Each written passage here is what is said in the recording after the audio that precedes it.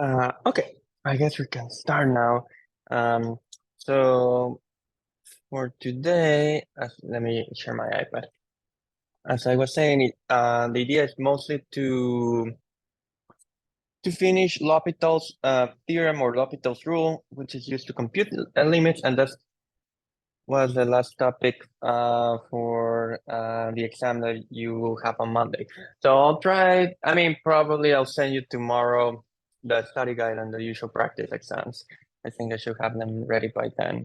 Um,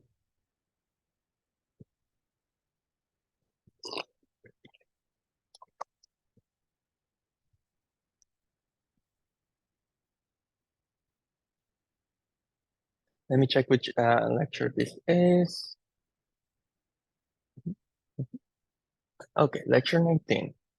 In fact, so yeah, this shouldn't take more than an hour, I think, half the class. And then depending on how much time we have left, we can start the other topic, which is the one about integrals, which is the last topic of calculus, of the calculus of this course.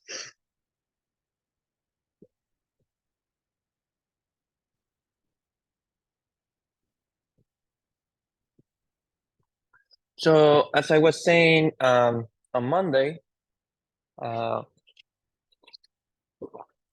L'Hopital's theorem is used to find limits.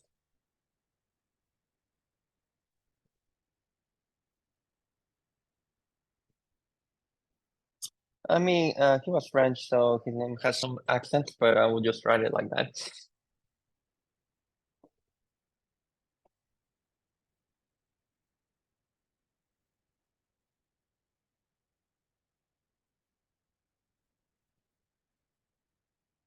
Okay. So if you notice, like the ones we were doing on Monday, the idea in L'Hopital's theorem is that you have a situation where let's look at one of the early ones we have done, like this one. This is a good example. So in this example, if you look at this, if you just try to plug in x with 1, right, this becomes 0, this becomes 0, so you get 0 over 0.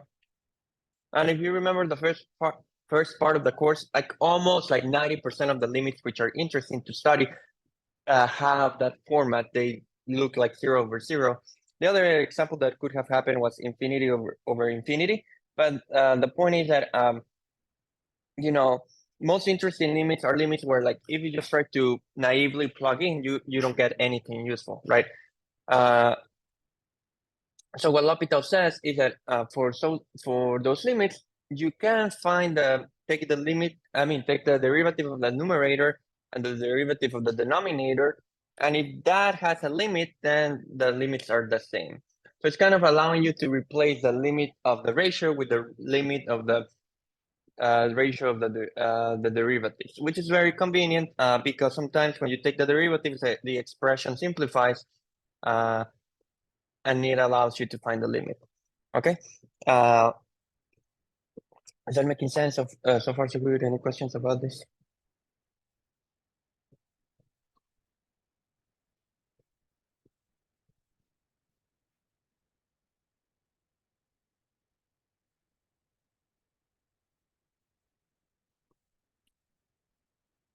So there is another case which I still haven't done, which is also convenient and appears sometimes in practice, which is what we're going to talk about.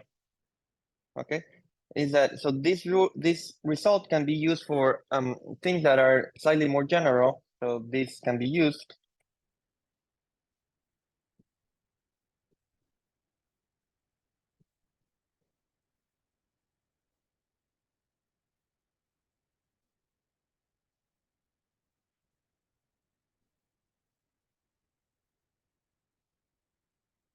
like okay, 0 to the, like, here are like the 4 other cases that where you can use where we will use L'Hopital, that we're interested in using L'Hopital. So when you get 0 to the 0, infinity to the 0, well, I guess 1 to the infinity. I mean, there are other, but I guess these 3 would be good enough for us. So yeah, let's do these cases. At least I'll show you one of each so that you see what happens.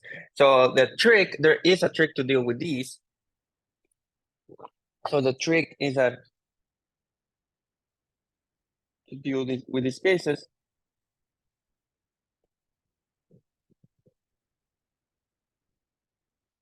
is to use the identity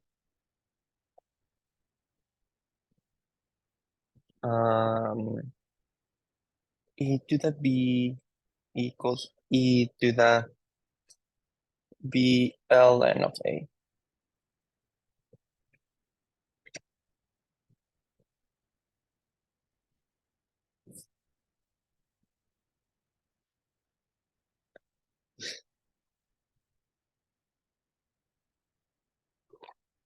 Okay, so why, well, let me give you a second to copy this and I'll explain why this works the way it's supposed to.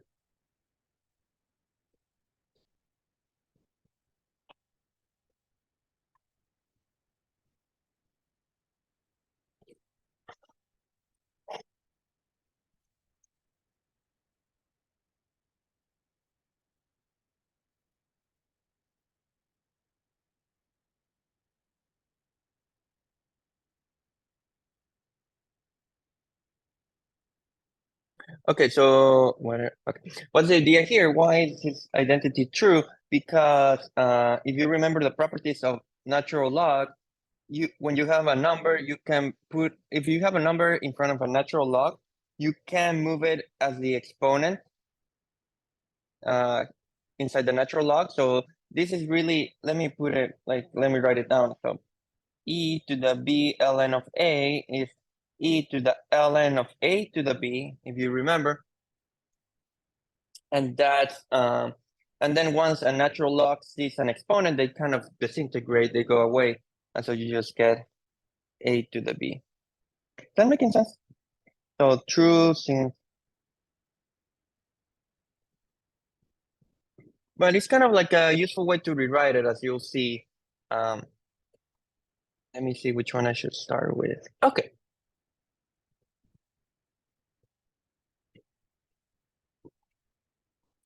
Yeah, okay, let's do that. Those.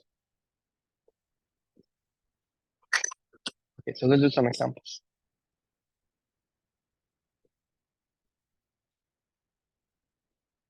Examples of each type.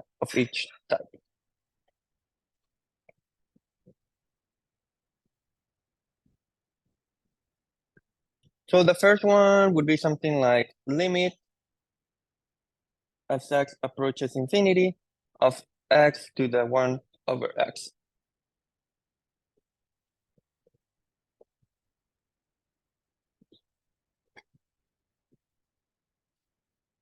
Okay.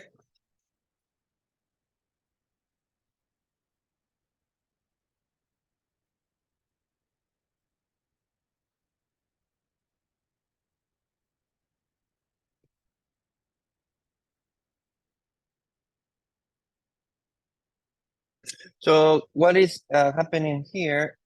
So x is becoming really, really big, right? So x is becoming really, really big, but the exponent is 1 over x, right? So the exponent is becoming really, really small. So I don't know if you can see it here. Of these three options, which is the one that this resembles to? First, second, or third?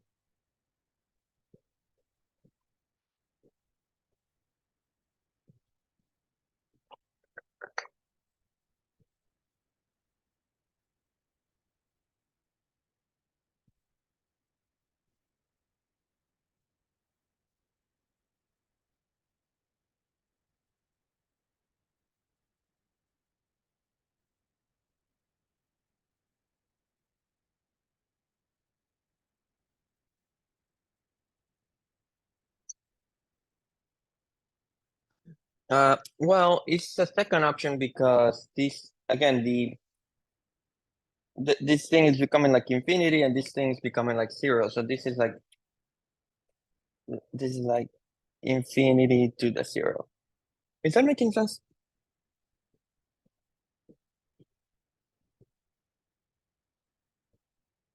So it follows into one of the cases that you can deal with using L'Hopital's.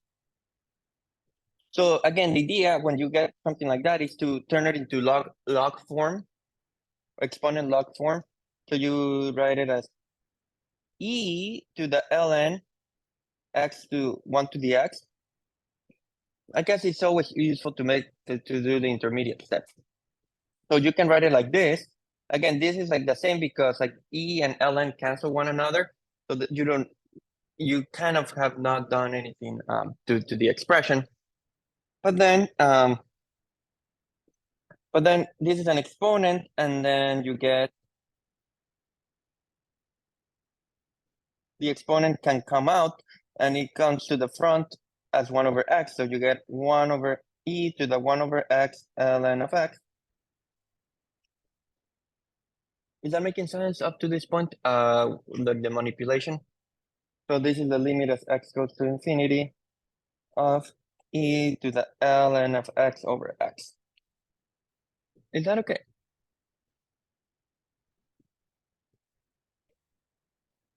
Any questions about this?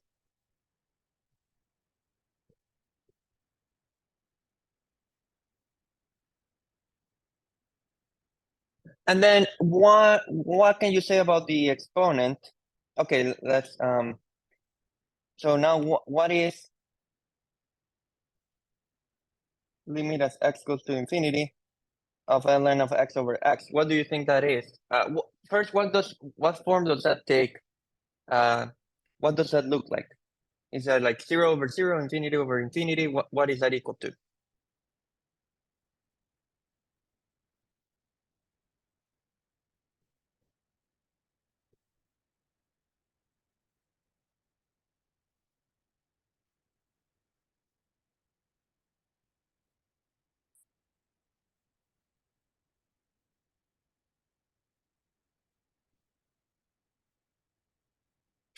The denominator is becoming really large, but the numerator is also very large as well, getting really large as well. So this is infinity over infinity. So that is kind of like the cases that we were analyzing on Monday. So that you can apply L'Hopital's directly to. So you get, if you use L'Hopital's for this limit, you get that this is the limit as x goes to infinity. What's the derivative of ln of x? 1 over x. And what the derivative of x is just 1. Is that okay? So that's what this limit becomes.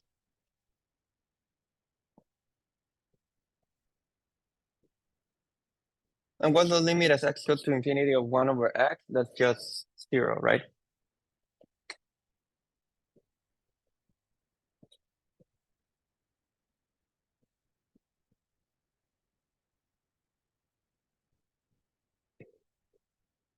Is that making sense?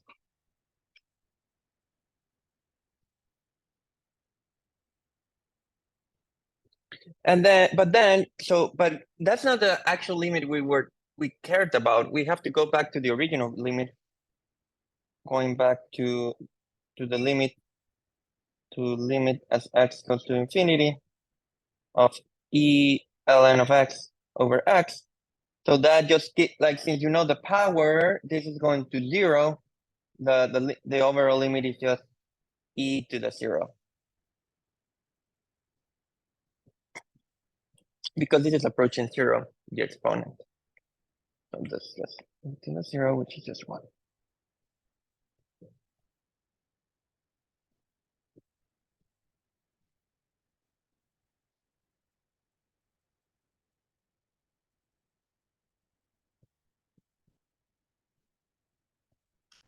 Is that making sense?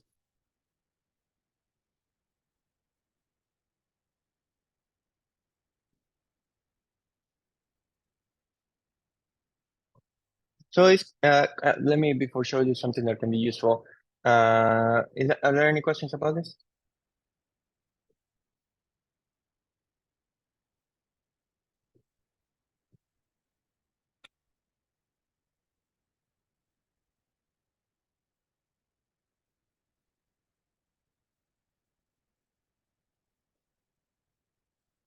So just to illustrate what this means, let me show you on Wolfram Alpha if you want to see it, what this is saying. So for example, what is x to 1 over x? Like you have to plug in certain values of x. So what is, like for x equals 2 is 2 to the 1/2, right? Which is actually the square root of 2, so that you get 1.41, etc., etc. For x equals 3, you get 3 to the 1/3. Okay. So now it's 1.44, etc., etc. Then you put like 4 to the 1/4, right? Then you put 5 to the 1/5. Okay, I don't know if you see what's happening with the decimal approximations. Do you see that they're getting smaller? Let's put something bigger, like 9 to the 1/9. Do you see it shrinking? Now let's put something like 15 to the 1 over 15. Okay, and what this limit is saying is that as you get like numbers that are getting larger and larger, these powers that you're taking become closer and closer to 1. Is that making sense? So that's like what the limit is, what this computation that we did just says. So you're taking the root of, like the x root of x, and once the numbers become smaller and smaller, so once the numbers become larger and larger, the ratio becomes closer and closer to the approximation becomes closer and closer to 1. So that's what that limit says. I don't know if you can, if it will show you the graph of this function. Okay, let's see. Is this going to? This is not such a good graph. I mean, you need to. It's only for.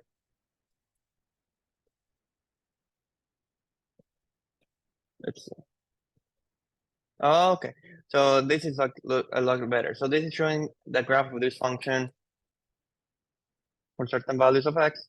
So you see that it quickly approaches, like it's trying to get closer and closer to 1. I mean, you kind of have to choose, here you have to choose the values of x wisely, because there is some interesting behavior at the beginning, but then it stabilizes and it gets closer and closer to 1 as x goes to infinity. Is that okay? So that's a good one to look at.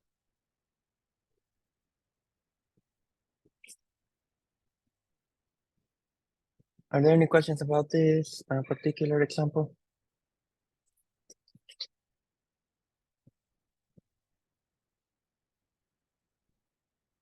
Okay, let me do one more, and then I'll give you one for you to do first, and then we'll discuss it.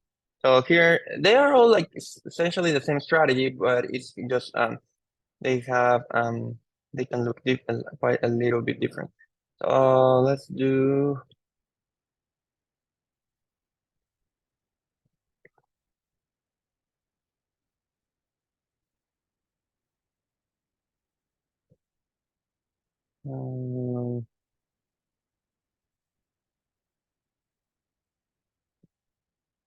Okay. Let's see.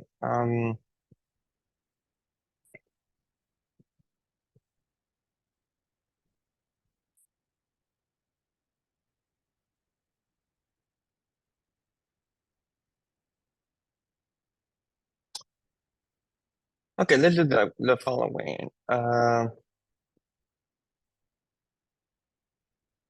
Here's another example. Let's do the limit as x approaches 0.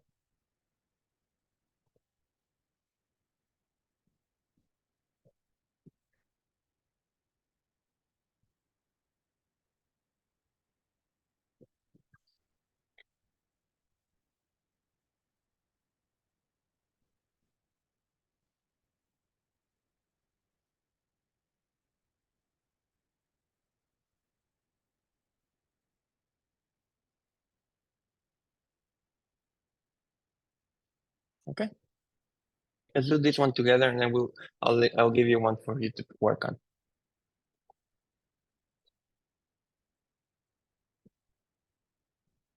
So what does this look like? What's happening with 1 plus 7x as x approaches 0? What do you get here?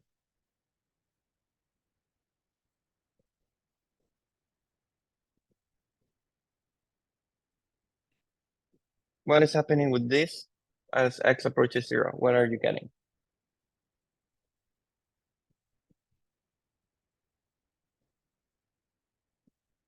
You're getting 1, good. And what happens with cosecant of 5x? So when x approaches 0, you are getting cosecant of 0. What is cosecant of 0? Anyone remembers that? Or maybe let's start with what is cosecant? What was the formula for cosecant?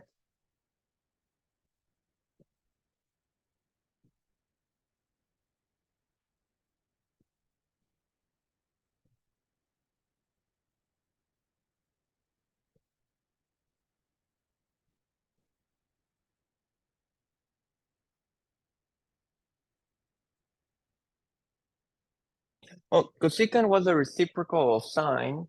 So it's 1 over sine. So you're getting like 1 over sine of 0. But sine of 0 is 0. So you're getting 1 over, 1 over 0. And 1 over 0 is kind of like infinity because when you're divided by something really, really small, the ratio gets very large. So 1 over 0, in a sense, is kind of like infinity. So this is like a limit of the form 1 over infinity, which was one of the 3 cases that I said here could arise. Is that making sense?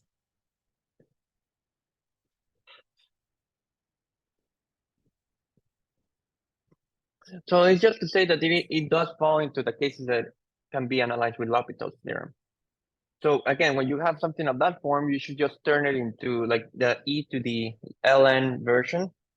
So this is the same as the limit as x approaches 0 of e to the ln 1 plus sine of 7x to the cosecant of 5x. But again, the properties of ln allows you to move the exponent to the front.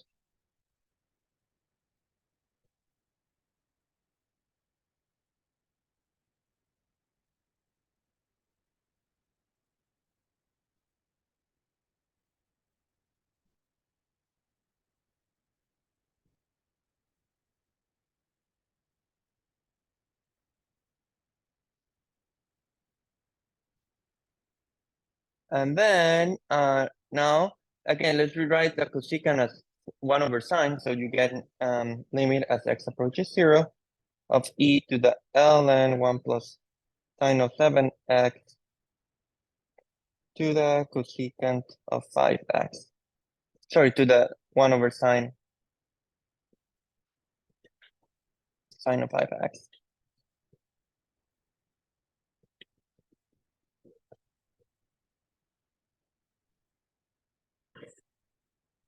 Okay. And then what is like, so hopefully now the limit becomes something you can analyze easily. So what is the limit as x approaches 0 of the exponent?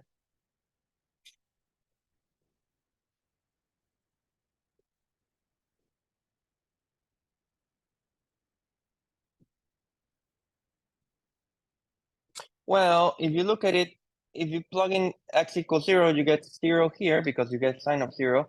And here you get ln of 1, but you should remember that ln of 1 is 0. So this is also 0 over 0. So you can apply L'Hopital for this one. And so according to L'Hopital, the limit is just the limit of the ratio of the derivative. So you have to take ln of 1 plus sine of 7x prime, the derivative of all of this divided by the derivative of the denominator.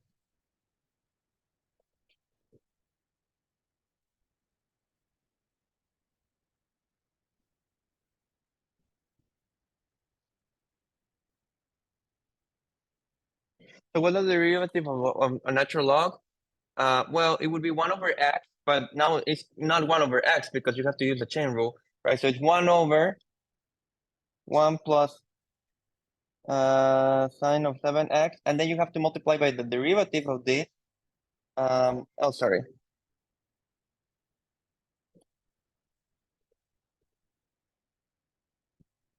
Sorry about that.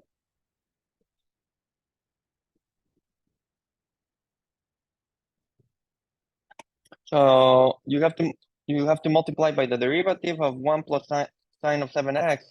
And so the derivative of that is cosine of 7x times 7, because there's also a chain rule that you have to apply when you find the derivative of cosine of 7x. Okay? And then you divide by the derivative of sine of 5x. So that's cosine of 5x times 5 because of the chain rule. Is that making sense?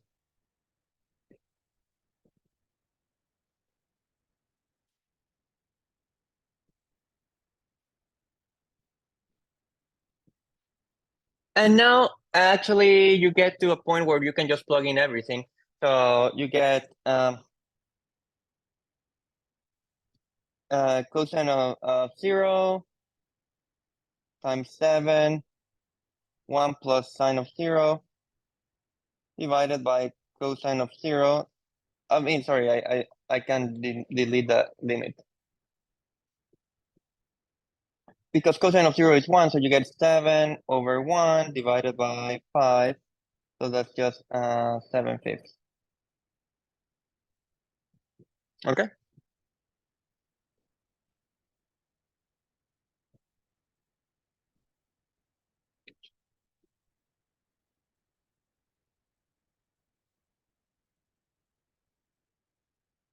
So that means that the limit as x approaches 0 of ln of 1 plus sine of 7x over cosine of sine of 5x, right? That's the one that we had,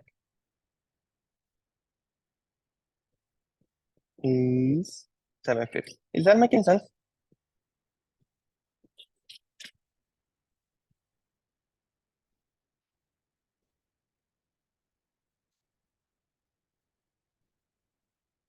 But again, that's not the limit that we care about. The limit that we care about was had an exponent, an exponential. The limit, let me, oops.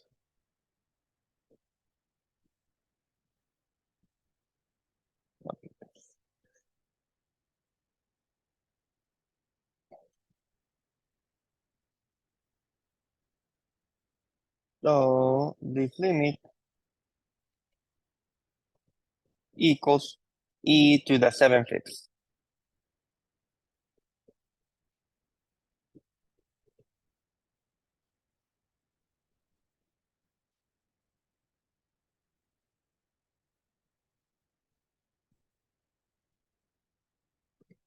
That is the limit as x approaches 0 of 1 plus 7 of 7, 1 plus sine of 7x to the cosecant of 5x equals e to the 7/5. And so it's kind of fun because, maybe it's not like an answer you would have expected.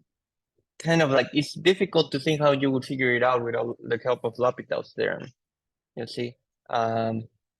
Especially because like even here, like there's no exponential. I mean, the original problem for the limit had no exponential whatsoever. So it is kind of surprising that you end up getting exponentials.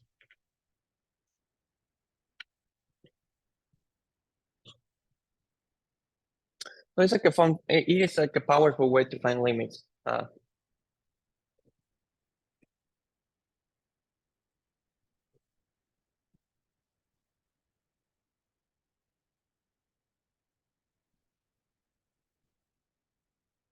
Let's see.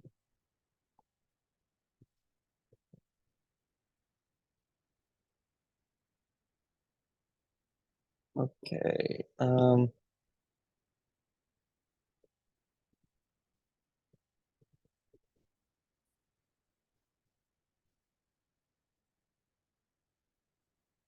Okay, let me see which one can I give you now.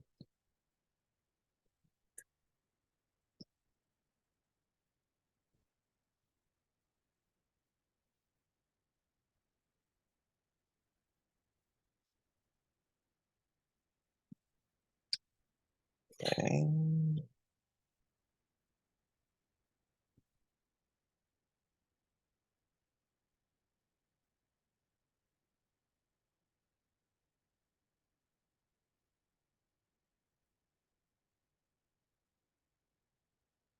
Okay, let's do another one for you to think about. I mean, this one requires a trick, so it can be useful to see. Um,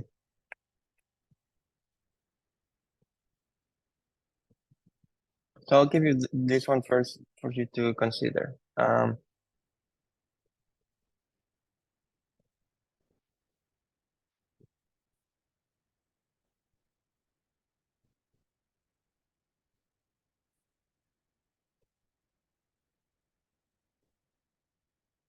Okay, so try to do the limit of sine of x to the x. Try to find out what that is. Let me give you like maybe 5 minutes to think about it. Also, you need to take a break. And then we'll reconvene in 5 minutes and discuss it together, if that sounds good. I'll just leave this on, and in case someone didn't copy the stuff before. But yeah, try to figure that one out first, because that's a trick, so it's fine if you don't know what to do, but it's kind of like at least I should give you the chance to work it out on your own.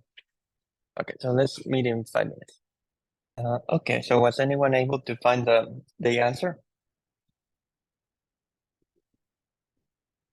Yeah.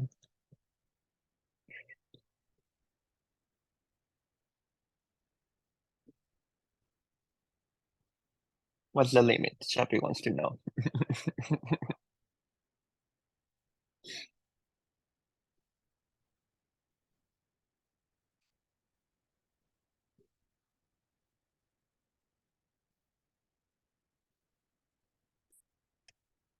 Okay, let's work it out. So what is this type of form? I mean, what do you get as sine of x and to the x as x approaches zero? So what does that look like? Well, sine of zero is zero, right? And as x approaches zero, like the exponent goes to zero. So this looks like zero to the zero. Is that making sense?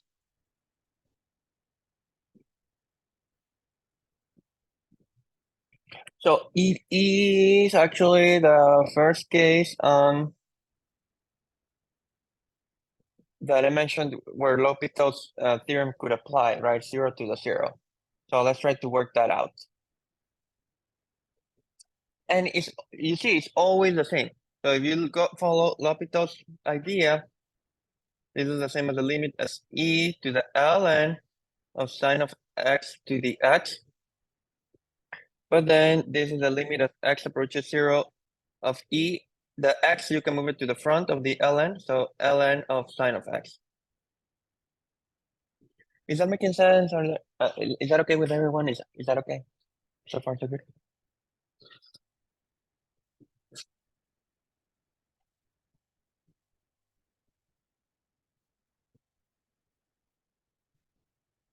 And as always, you just then focus on the limit of the exponent. So what's the limit as x approaches zero of x times ln of sine of x? Okay. But now I don't know if you can see what's the problem. So what happened? What is going on here? What are we getting if you just try to plug in x with zero? What's happening? What are we getting now?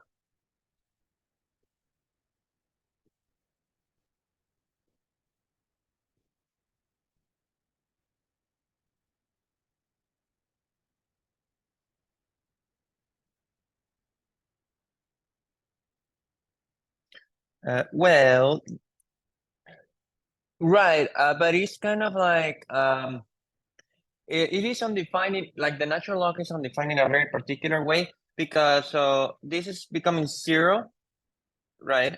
This is going to zero, and this is going to ln of zero, right? So what is ln of zero? I mean, it is true that that's undefined, but if you remember that the graph of ln of zero is kind of like negative infinity, right? Um, so it is better. It's a little bit better than saying undefined.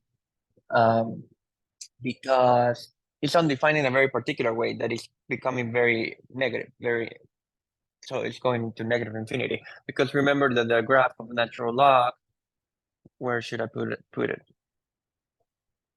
Here was the graph of natural log of x. So you see as x approaches zero, natural log goes to minus infinity.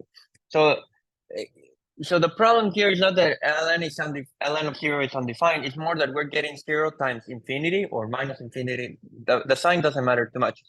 It's just that we're getting 0 times infinity, not 0 over 0 or infinity over infinity. So it doesn't have quite yet the format that I told you could use L'Hopital's for. So you're getting here like 0 times minus infinity, which is not good for L'Hopital.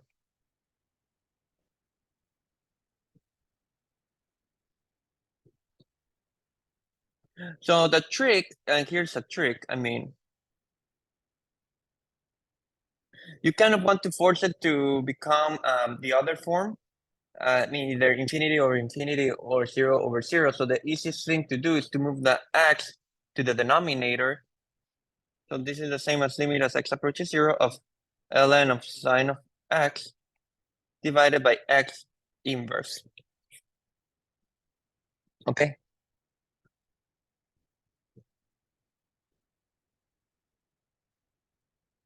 Why? Because if you remember the properties of the exponent, a negative exponent, you can move it up as a positive exponent. So it is the same expression as this one.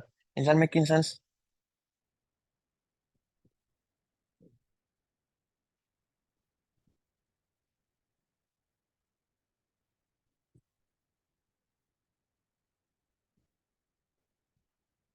I mean, of course, like if you haven't seen this before, like how would you know to do that? So that's why we're going through this example.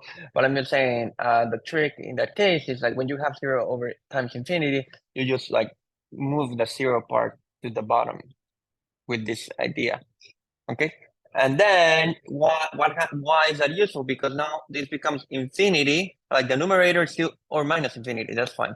The numerator is like minus infinity. And what's the denominator? What's 1 over x as x approaches 0? That's also infinity. So now this is amenable to L'Hopital's treatment.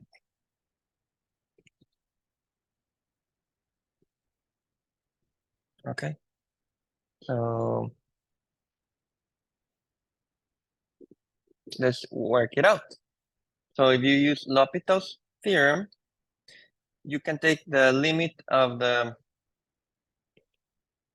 derivative of the numerator. What's the derivative of the numerator is 1 over sine because of the derivative of log times the derivative of the inside. The derivative of the inside is cosine of x. So that's what the derivative of ln gives you. And then what's the derivative of the denominator is minus x to the negative 2. Okay. And now this is an easy limit to find. If you want at this point, you can move the x upstairs. So this becomes x squared cosine of x. Oh, there's a minus in front of everything. So sine of x.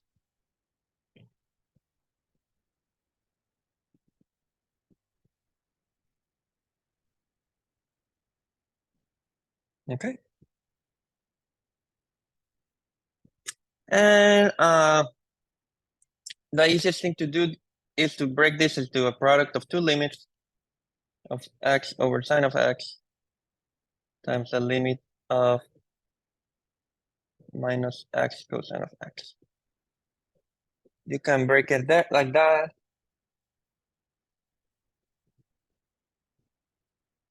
And what anyone remembers the limit as x of x over sine of x? What's the limit of that as x approaches 0?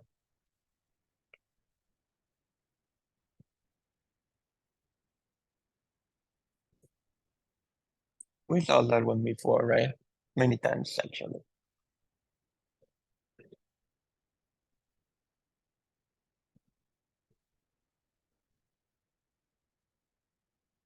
So what is x over sine of x? Well, if you forget, you can also do it with L'Hopital, but it will only be if you get 1. So you get 1 here. And what is x times cosine of x as x approaches 0? Cosine of 0 is 1, so you just get 0 times 1, so that just like gives you 0. So these two are being multiplied, so 1 times 0 is 0. So this limit is 0.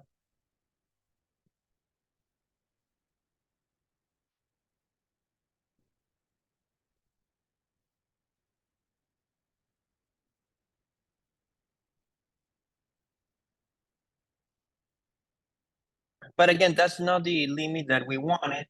It is e to that. So the limit of e, as x approaches 0, of e to the x ln of sine of x becomes e to the 0, but e to the 0 is just 1. So the limit as x approaches 0, so what was the original thing that we wanted to find, of sine of x to the x, that's just 1. Is that making sense?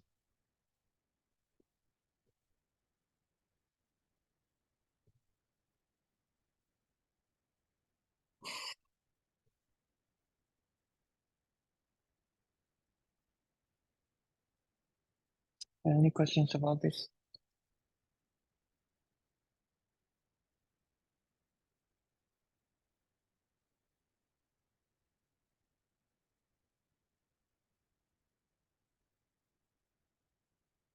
So that's like basically how the L'Hopital's limits are computed. You will get something like that looks like, if you get 0 over 0 or infinity over infinity, you can directly apply L'Hopital. And if you get one of these other forms that we were discussing today, you have to do the exponential trick and then work with the limit of the exponent, and hopefully the limit of the exponent would just be in a form that you can just apply L'Hopital's theorem, or you have to do something like what you see that I did here when we move the x to the denominator as x to the -1. But more or less, all of the L'Hopital theorem problems have like look something like 0 over 0, infinity over infinity, 0 to the 0, 1 to the infinity, or infinity to the 0. I think those like were the ones that we were doing. Okay, so they all kind of have that same form. Is that okay?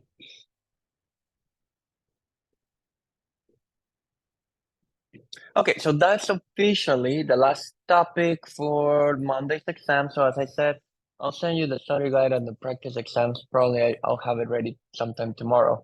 So, but yeah, the topics for this exam will be like basically the new stuff we have, like, where did we start this PDF?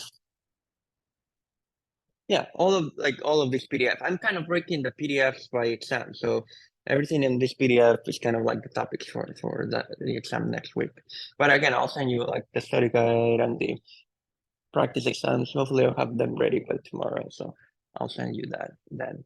And the quiz will be tomorrow's quiz will just be based on this stuff because that's what's going to be on the exam.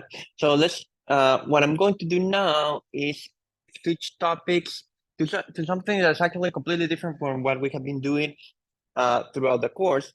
So now we're going to talk about the second big topic of calculus, which is called integration.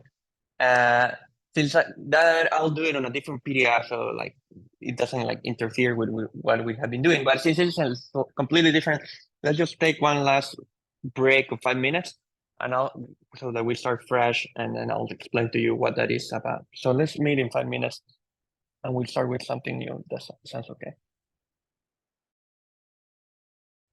Okay, so as I was saying, now we can start with something entirely different, and you have reached officially the final topic of this course.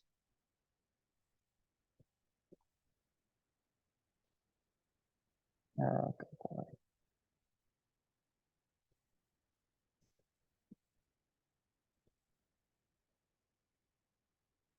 if you take out 2, then actually this is the topic you'll spend most time talking about. So you won't go through that many things about derivatives. I don't remember specifically there's something that you need to know about derivatives. I mean, anything new that you do with derivatives and Calc 2. But integrals, on the other hand, will be the bread and butter of Calc 2, together with series.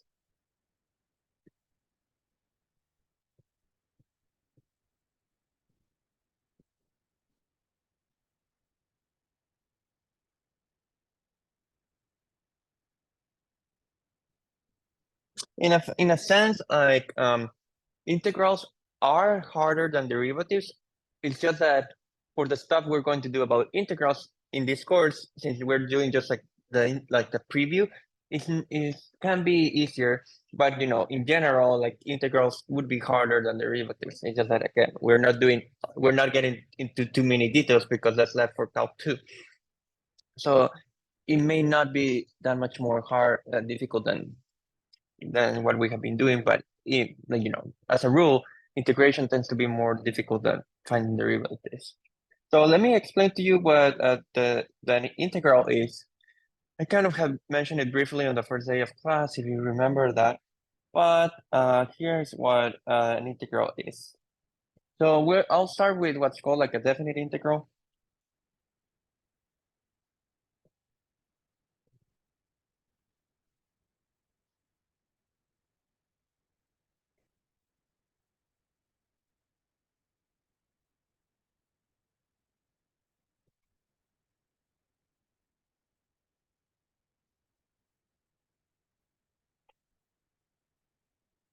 So imagine that you have like the graph of a function f of x, y equals f of x. So that gives you a curve, right?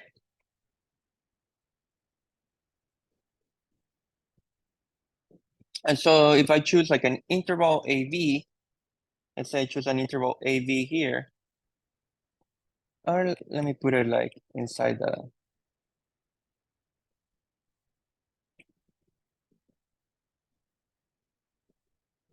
then the integral is going to be the area between the curve and the x-axis that is between A and B. So you kind of can draw some vertical walls from A and B, okay?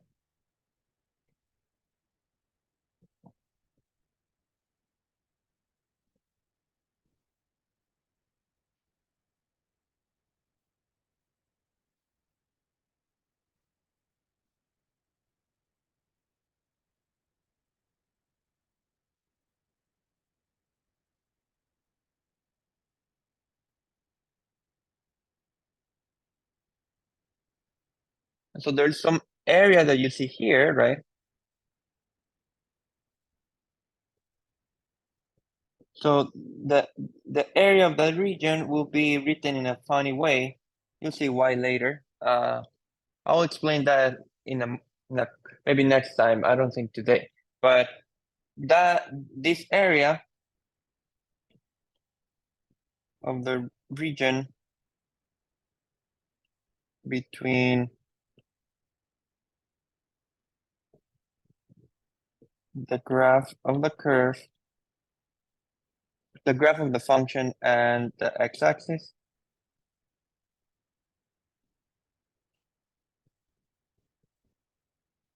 and the horizontal lines, x equals ax, x equals b.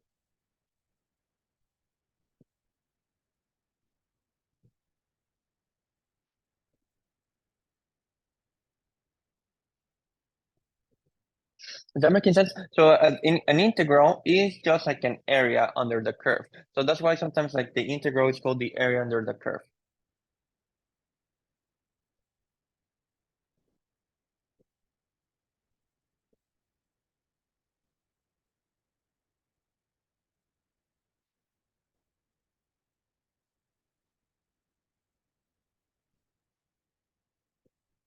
Is that okay? Making sense so far so good?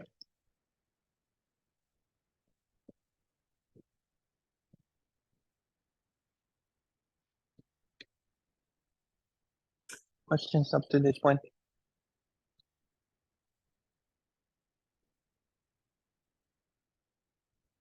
So it's completely different from like what we have been doing before, because when we started talking about derivatives, we started talking about finding tangent lines to a curve, right? So it had to do with lines. Now this has to do with finding like areas, right? So like lines and area, like tangent lines or slopes of lines seem very unrelated to finding areas. So it is like a completely different type of problem. Uh, so let me do some examples first. Um,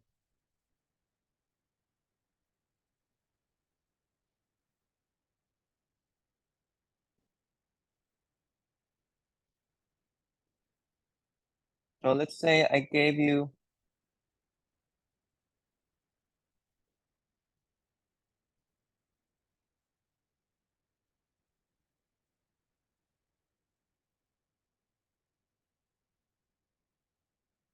let's say I give you like an easy function, which is y equals x, okay?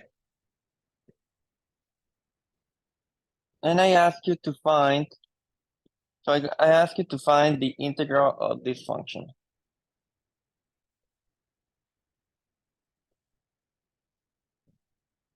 So what, like, let me try to explain this notation. So what is it saying? It's saying the function you're going to take is just a function y equals x, and that's what you see here. And then we're going to find the area for this function between x equals 0 and x equals 3. So where is x equals 0? X equals 0 is here. And where is x equals 3? X equals 3 is somewhere in here. Okay? So we're looking for the area between the graph of the function and the x-axis. So we're trying to find this area. Is that making sense?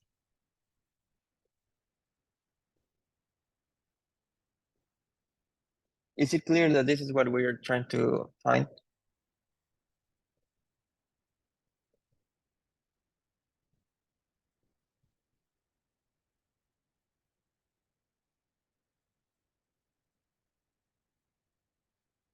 Now, so this is an area that I just colored, like the shaded area.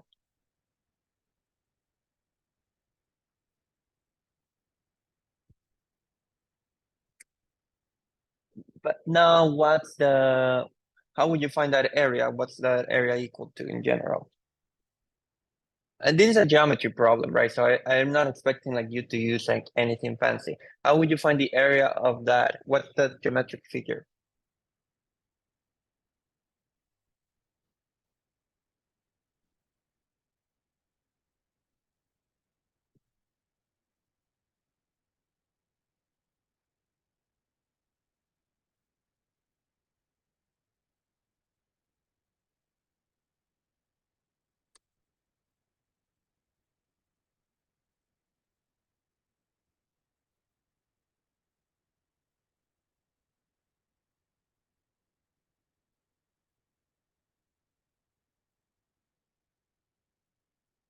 Oh, it's a triangle, right?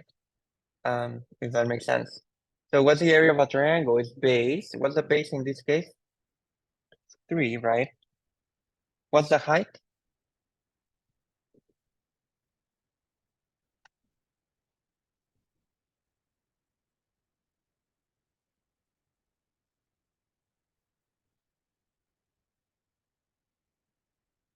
It's also 3 as well because this is a point 3 comma 3.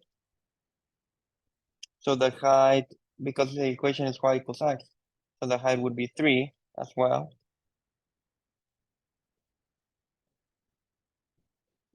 So you get 3 times 3 over 2, and so you get 9 halves. Is that making sense? Are there any questions up to this point?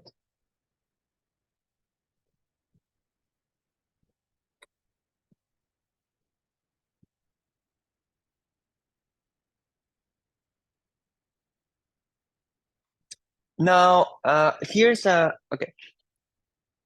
thing that you have to be careful, or like a useful, like what I have said is correct, but it does require some extra care.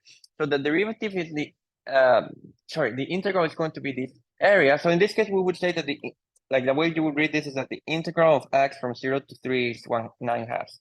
So this is how you would read this. Like, so integral of x from 0 to 3 is 9 halves.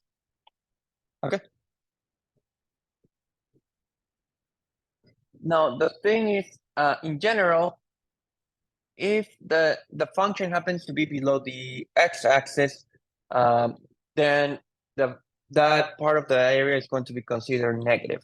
So in fact, it's better to think of the integral of some sort of net area. So this is like a very important remark, or like part of the definition. So important. If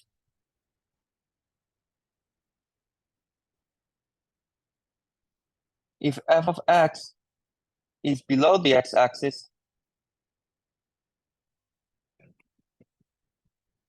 then the area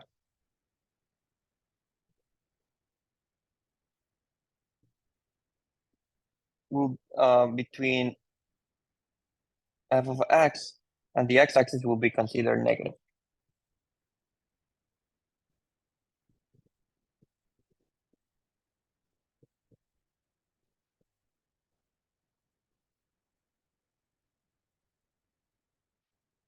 So for example, like just to do it as a picture, what I'm trying to say is that if you had here like the graph of the function,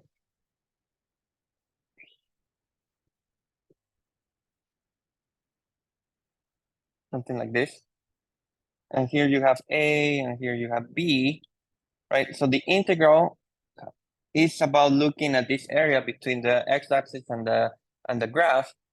So the integral is looking at this stuff. Let me use two different colors.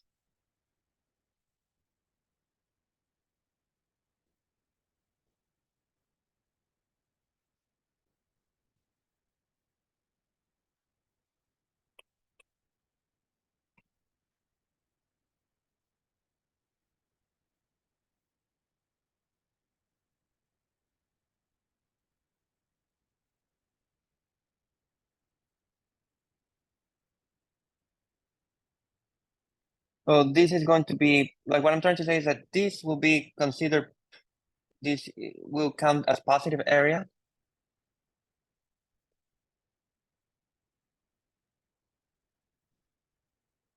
And this one counts as negative area.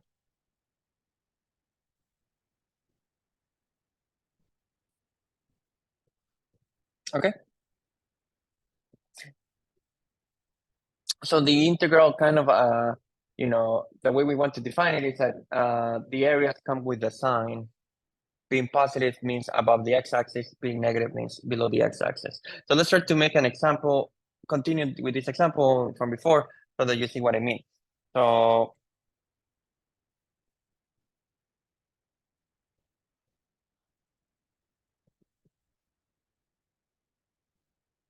before I had given you y equals x, right?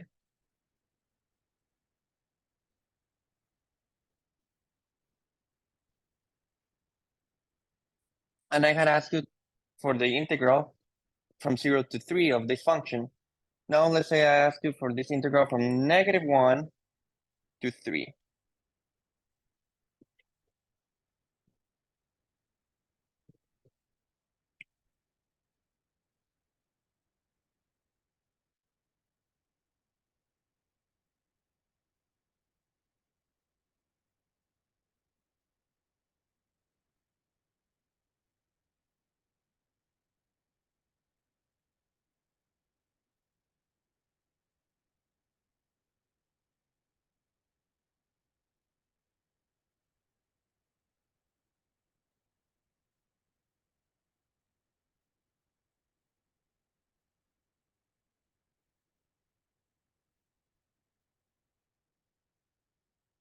Okay.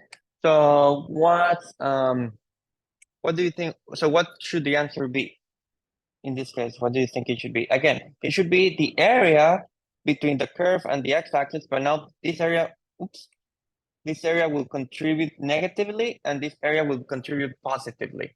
So what should the answer be based on what we have been doing?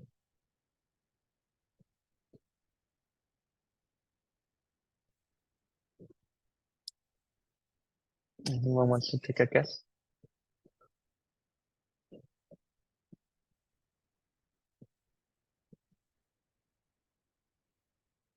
Well, but I meant more like the actual number.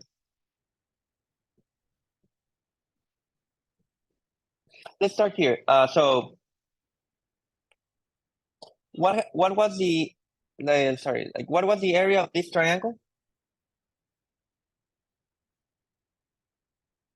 Of this piece? What was it? We found it before, right? It was a previous example. What did we get?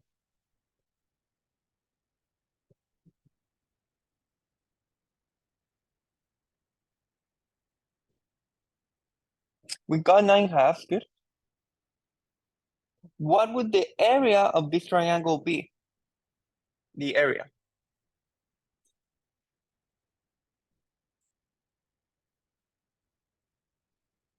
What do you think it would be?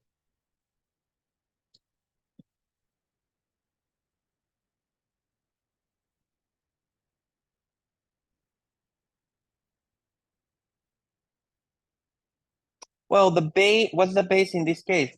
The base is 1, right? Right. The base, well, that's the thing where we have, I mean, that's the exact point, right? So the base is 1 and the height is 1, right? So the area would just be 1/2. If you think of the area as a positive quantity, right? But what I'm saying is that the integral wants to consider this negative, right? Because it's below the x-axis. So the actual value for the integral would be minus 1/2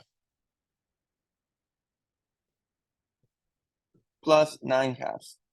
So the integral will leave this untouched because it was already above the x-axis. We'll keep that area as positive, but the integral wants to consider this area as negative because it was below the x-axis. So the answer is minus 1/2 plus 9/2, not 1/2 plus 9/2. Is that making sense?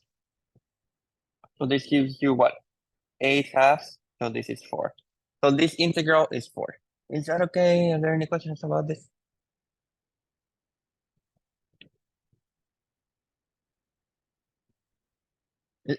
Is that okay? It just happens. You'll see that it happens to be very convenient to to use it this way.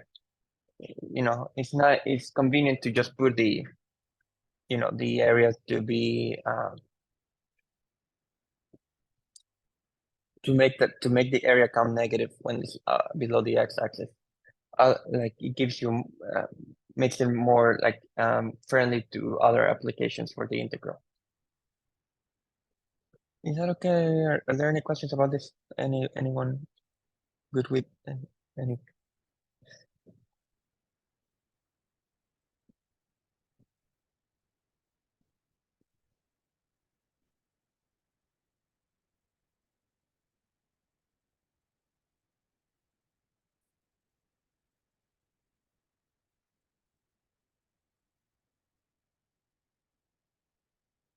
Okay, so let's see. Let's go on. Um,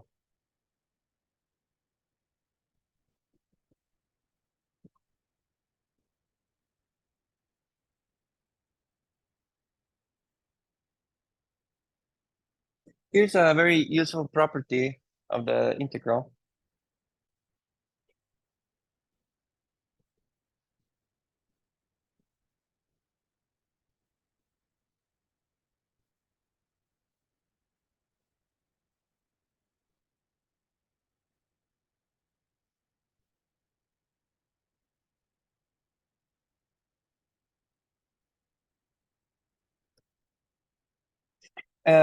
So okay, it doesn't need to like just to make it like clear that it doesn't have to be always positive or like the function or always negative.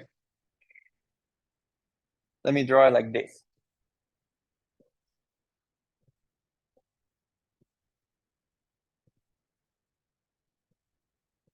So again, the integral of AB of f of x dx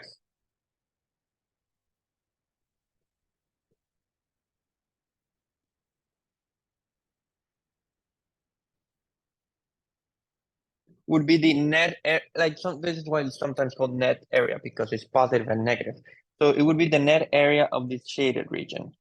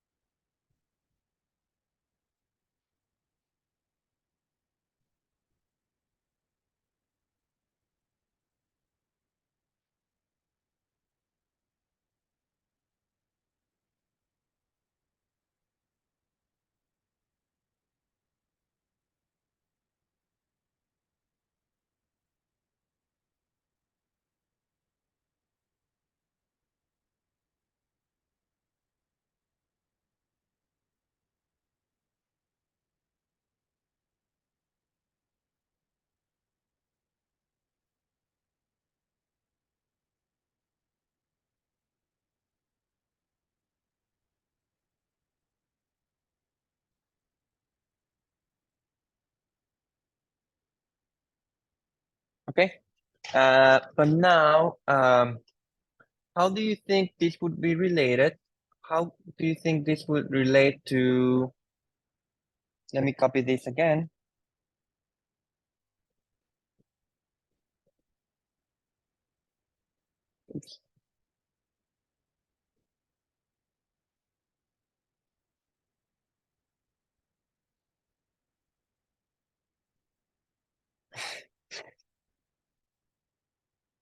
let's say that for whatever silly reason, and actually it won't be that silly. You'll see it's actually useful to do in certain circumstances, like the example that I'll do later.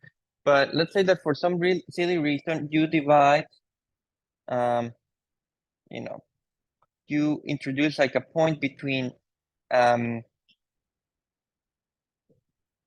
and B, okay? You introduce a point between A and B, and let's call that point C. So now I have, let me use like a different color. I'll use pink. So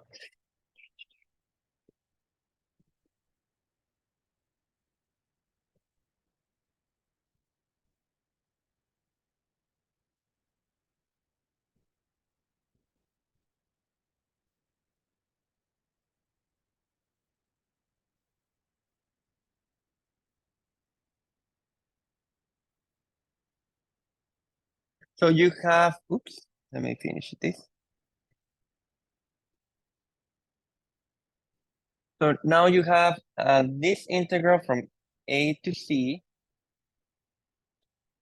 which is a net area of the pink region.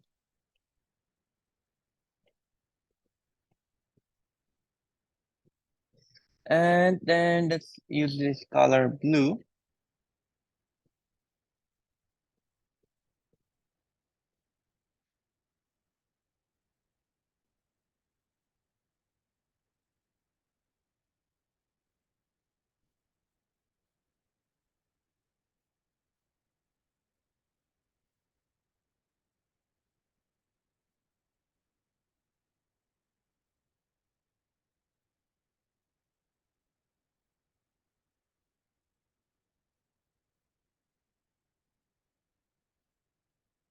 So how do you think what do you think is the relationship? How are these two color regions? I mean, hopefully it's kind of clear, intuitive that what the answer is going to be. But how are these two related to the green one? What would you say is the answer to that? What's the relationship between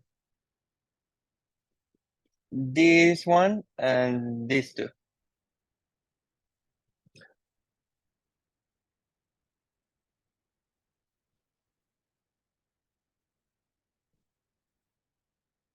Right, but they will be equal in what sense? So like, let me put it this way. If I knew this area and this area, right? If I knew the pink and blue areas, how would I get how could I obtain the green one? What would you do?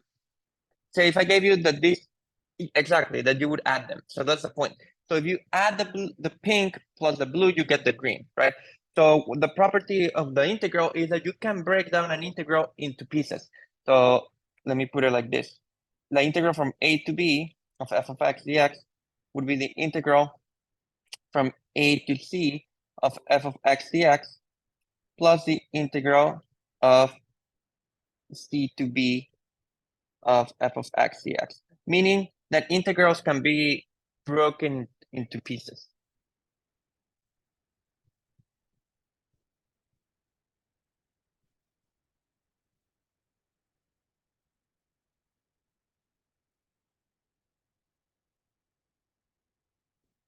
can be split. If you divide the interval appropriately.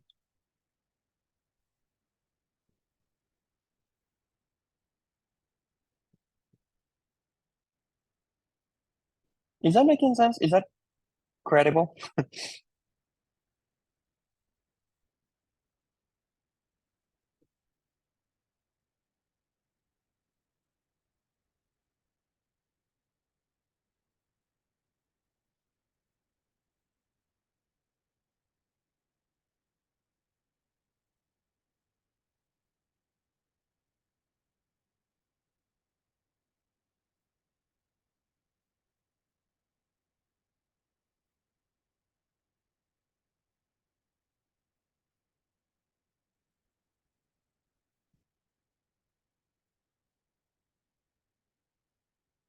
Okay. And then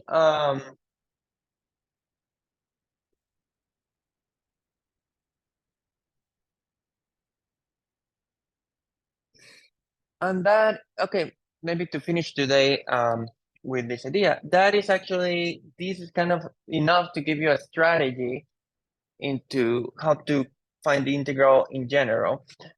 So let me say this like in two ways. So next time I'll give you like that useful way to find it. But now just to finish today, I'll give you like the way in which it's actually defined. Okay. So there's like a difference between the two. Like one is practical, the other is not practical. But it's kind of nice to see how like it's at least good to mention how the first one is defined. So let me so you can use this idea to define the integral in or to compute the integral in terms of a Riemann sum. So you can use this idea, you can use this formula.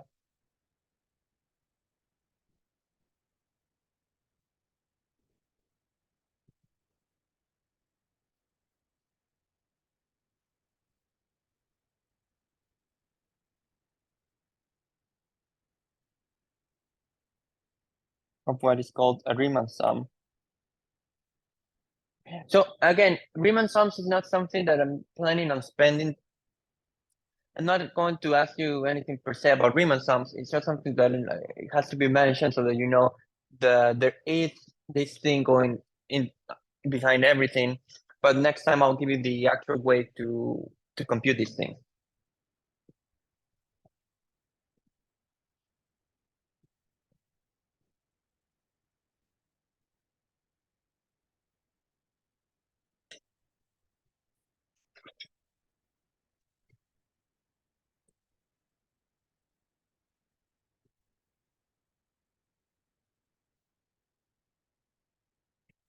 So what I'm going to do here is just to sketch what the idea of a Riemann sum is, because again, one of the good things, as you'll see next time, is that you actually don't need the Riemann sum to compute it, but it's still good to keep it in mind. So, for example, imagine that like just to make it more concrete, imagine that I had asked you to find the integral of this.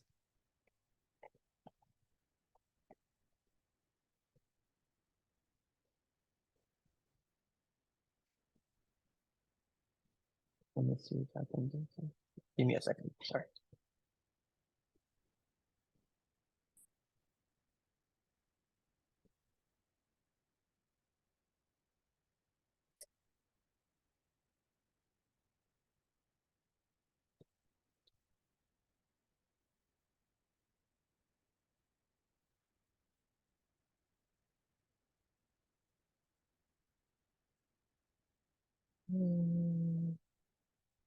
Okay, here it is. So let's say I wanted to find this area.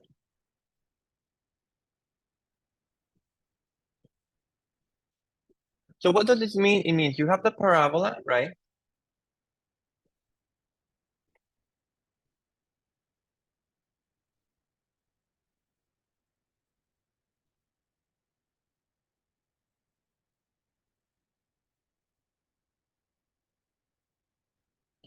Here you have 0, here you have 1, and you want to find this area from 0 to 1 of between the parabola and the x-axis. So I'm coloring what the area that we're trying to find.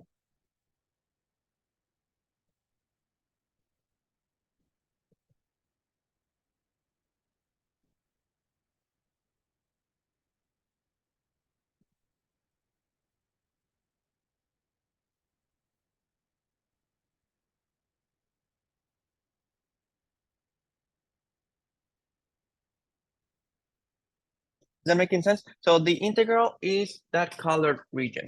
Is that okay?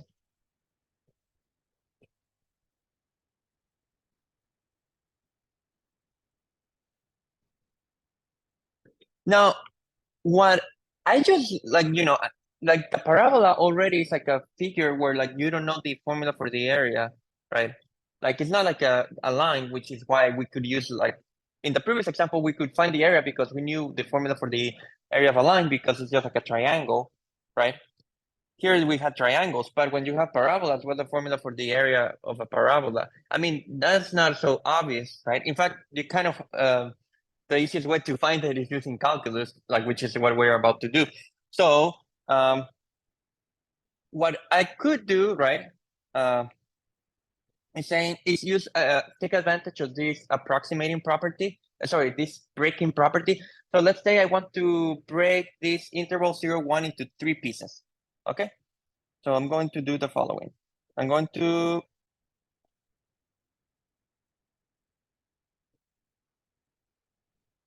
break this into 3 pieces.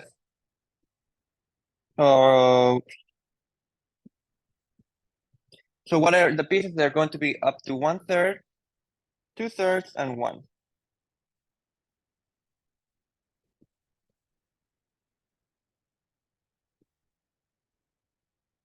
1/3, 2/3, and 1.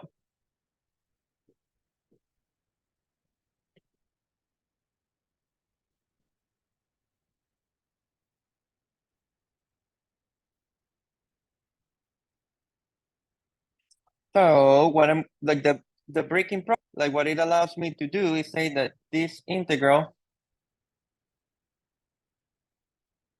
like the integral that I want, right, should be the sum of 3 integrals,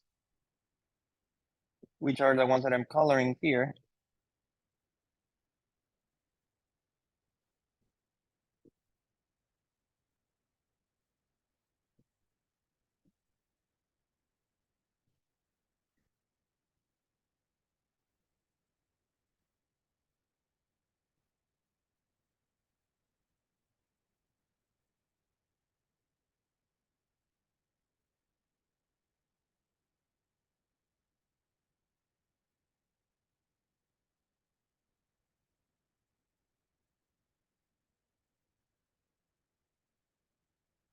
Okay, so what I would like to say is that the integral from 0 to 1 of x squared dx is the sum of those 3. So it would be from 0 to 1/3 of x squared dx, right? That's the red area, plus the green area, which goes from 1/3 to 2/3 of like x squared dx, plus the last one, which goes from 2/3 to 1, right? Is that everyone is convinced about that? Is that making sense? Any questions so far? Is that plausible?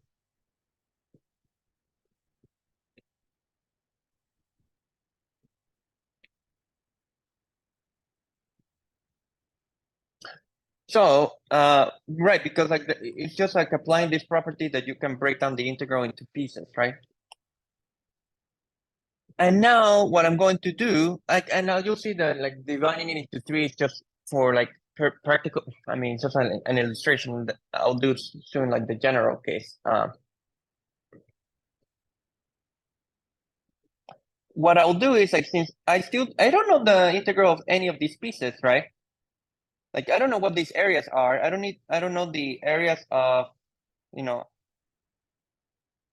I don't know what the area of the red piece is. I don't know what the area of the green piece is. I don't know the area of the blue piece. I kind of stuck. So what I'll do, because I have no better option, I'm desperate, is to approximate this by areas of rectangles because everyone knows in the world what the area of a rectangle is. So the approximation is to say, well, maybe instead of like finding these areas, which are really difficult, let's find the area of a rectangle. So I'm going to make a rectangle here, right? And what's the area of this rectangle? What would the area of this rectangle be? What's the base? Remember the area of a rectangle is base times height, right? So what's the base of of this red rectangle?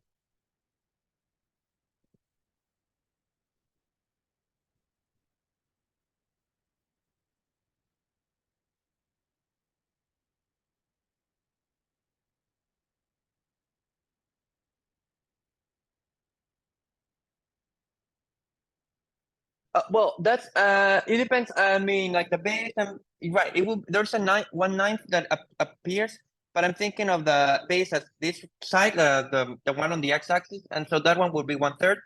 But the height, which would correspond to this one, would be 1/9 because it's y equals x squared. So this vertex is at height 1/9. So this area would be 1/3 times 1/9. Is that making sense?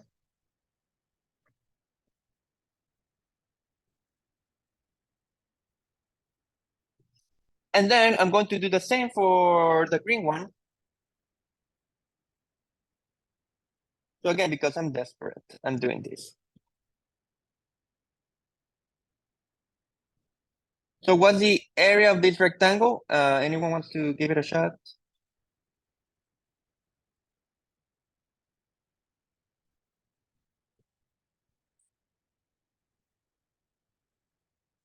Good. It's still 1/3. The base is still 1/3, but now the height gets squared. I mean, you take this value and you square it. Perfect. Excellent. Excellent. So it's 1/3 times 4/9. Okay. And let's do the same for the blue one.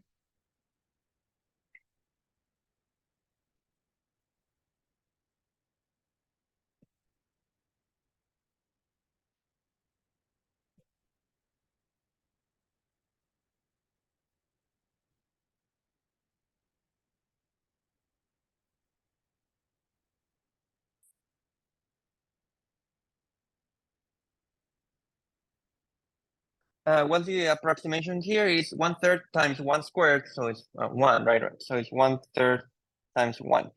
Is that making sense?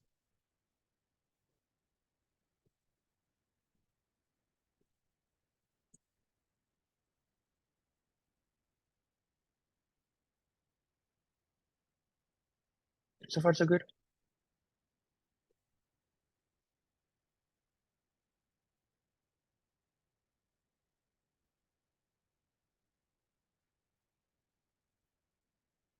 Any questions about it? So what I'm saying is that obviously this is not the right area because I changed the curve with rectangles. But I'm saying as a first approximation, I'm going instead of because I just really don't know how to find these areas.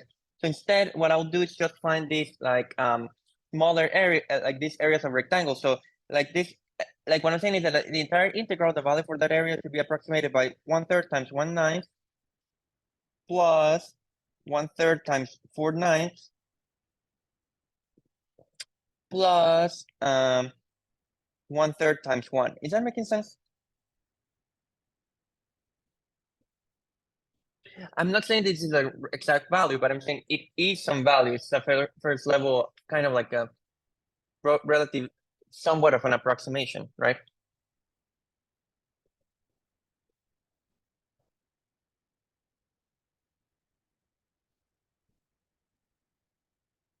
What I'll do after I'm done with this is that I will show you that actually you may want to divide it more than 3 parts. I'm just doing it in 3 because it's super concrete and I want to start with something more like digestible.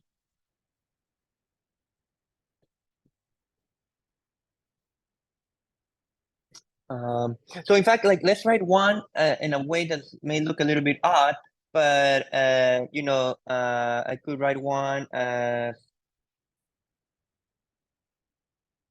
9/9. Um, why 9/9? Because here was 1/3, 2/3, so this one should be 3/3, right? One is 3/3. So if you see it from that perspective, it's 9/9. And the only reason why I want to do that is because then I can factorize, like you see, like there's like a third, like this denominator becomes the same everywhere. So you can put it as 3 times, you can just put it as 27. Is that making sense? And so it is the same denominator, and so you can just add the numerators easily. So you get 1 plus 4 plus 9, right? So this gives you what? This is 14/27. And 14/27, if you put it on the calculator, that's roughly 0.52. Is that making sense? So far, so good. Are there any questions about this?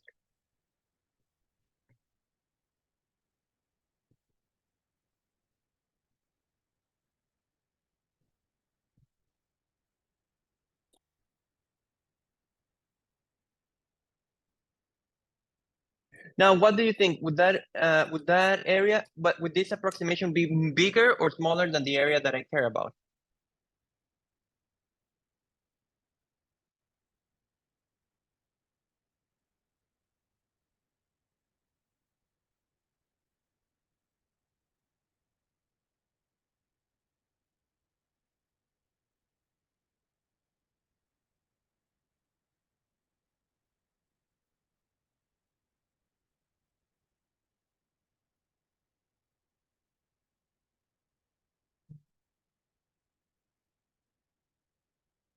Well, it's actually a bit bigger than what you care about, but let's see.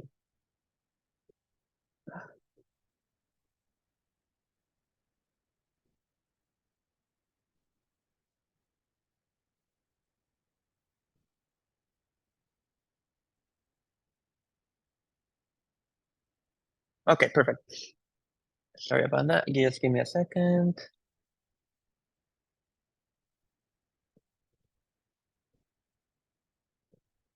Okay, so let me show you what my goal is.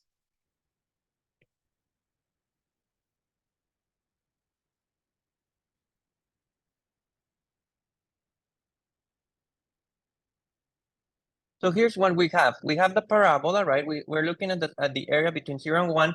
So what I did was approximate the area under the curve with the area of these rectangles that you see here. Okay. So let's see if I can show. Oh, perfect. Here they are. So we're approximating the area with the area of these rectangles, right? And that's a $1,000,000 question, which is why did you only choose 3 to break it into 3, right?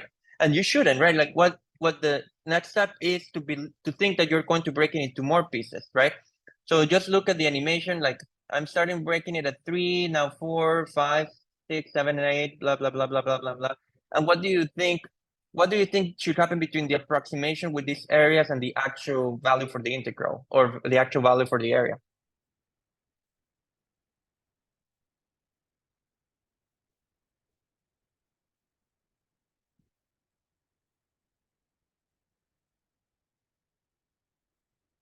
The difference should get smaller, right? Is that believable?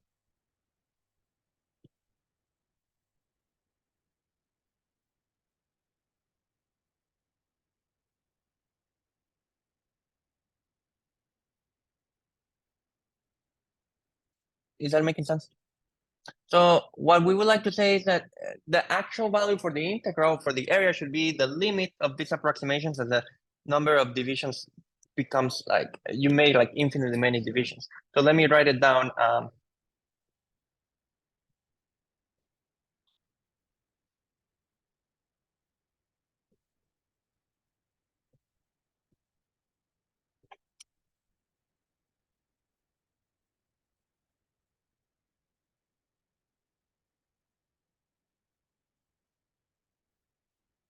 By the way, just to make this more useful, this approximation, like for the generalization, you could have written it as 1 squared plus 2 squared plus 3 squared over 3 cubed, right? I don't know if that's clear because, I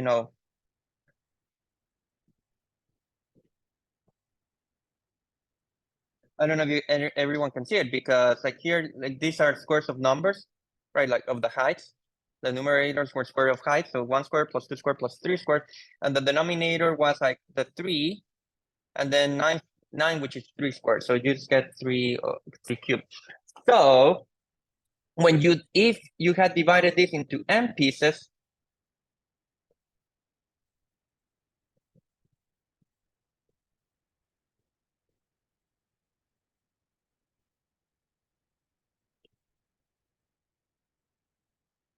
so what is n pieces? It would be 1 over n, 2 over n, 3 over n, 4 over n, blah blah blah blah blah blah until you get to 1 over 1, which is n over n. So notice, like, just convince yourself that the picture is the same that I did before, except that n before was 3. Now I'm dividing it into like 4 or 5 or 6 or 7 pieces. So again, what I'm going to do is compute the area of these rectangles. And I don't want to go into all the details because this is not how we're going to find the area in general. I just want to show you what goes into that, into finding the area if you approach it from this perspective. So, so what, like for n pieces, for n divisions, what should the approximation be? Well, the integral is going to be divided, like this thing is going to be approximated by what? It's essentially like the generalization of this formula. Again, I don't want to go into all the details because we're not going to do it this way. But the bottom, instead of being 3 cubed, becomes n cubed, and the top becomes 1 squared plus 2 squared plus 3 squared plus 4 squared until n squared. Okay, so you're summing the squares of the first n integers and n positive integers, and that's actually like there's a formula for that, which um let me see if I can find it. Yeah, there's a formula for that, yeah, which is so again, this is not what we're going to do in general, but there is like a closed formula for this, what that gives you. So that's like the answer for the sum of the first square numbers of the squares of the first n integers. Okay, and so what you would like to say is that this approximation should get better as n goes to infinity. So actually, this integral should be this limit.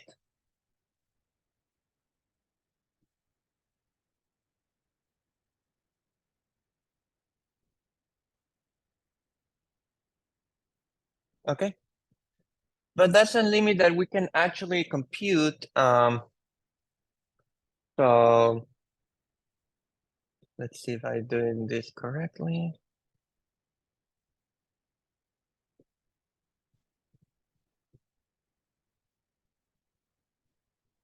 Okay, yeah. So how should we do this? Okay, this is the same as the limit. Let me see if I can put it correct.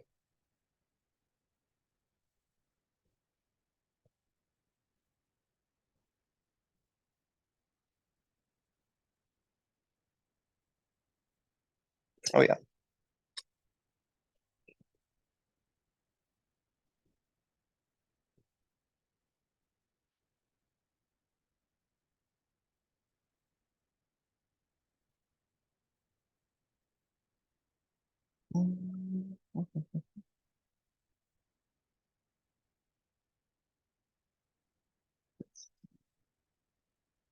Let me check something here because I think I'm making a mistake. Oh, it's fine, but there's a 6 here that explains everything. Sorry. This becomes 6. I mean, the formula I miscopied it. It's the same expression, but it was divided by 6. Now this should be fine. Let's see. Yeah. Now this is going to be fine. I knew there was something going on that was wrong.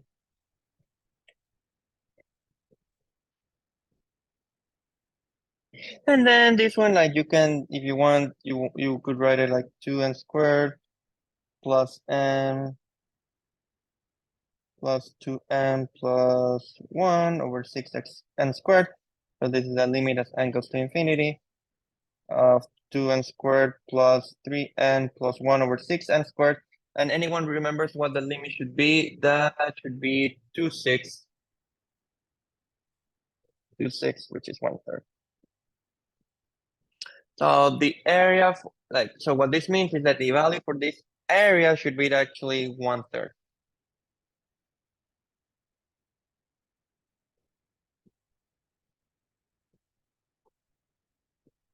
Okay.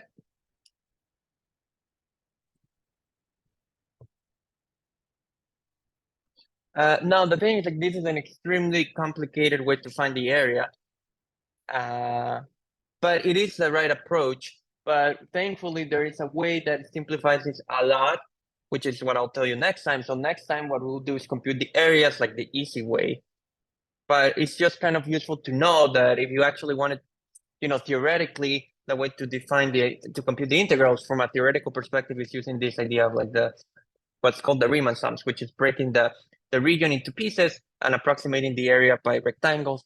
But again, it's not something that we are going to work with directly. So like, I'm not going to do more examples about this because it's not something I want you to do like in practice. So in practice, this is not the way we're going to find the area, but it's just good to see an example where it actually, you actually compute it with Riemann sums. Okay, so that's why I kind of went a little bit fast over it because it's just kind of to give you like the idea, like the spirit of the approximation. Is that making sense? But yeah, so tomorrow we'll start with the actual way to find the areas, which is called the fundamental theorem of calculus. And I don't want to spoil it, so like, let's just wait until tomorrow for that. Okay, so I'll see you on Thursday. I'll send you the announcement with the information for the quiz tomorrow, in a couple minutes.